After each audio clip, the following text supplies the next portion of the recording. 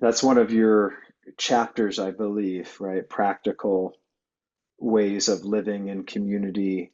Um, Maybe you could talk a little bit about that, the balance of this, the high ideal, and how Yogananda said, be practical in your idealism.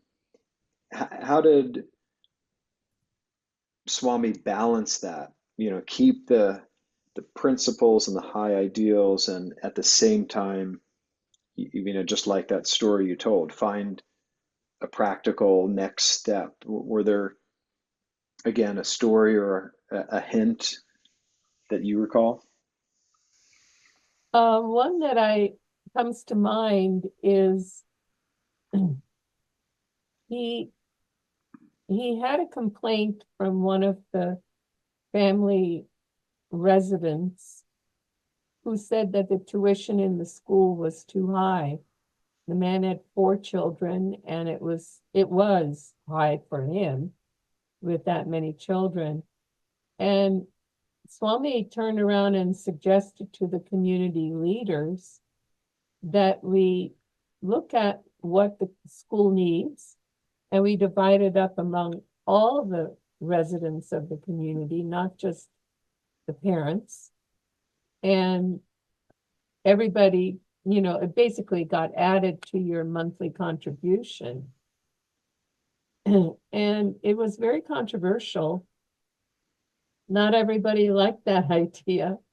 There were way more single people than married people at the time. And anyway, long story short, the village council came up with a compromise proposal, which was that the village budget would put in X amount to the school, but the parents would still pay a tuition, just a lowered tuition. And I was heartbroken because I really liked the ideal. It made it just seemed inspired and super conscious.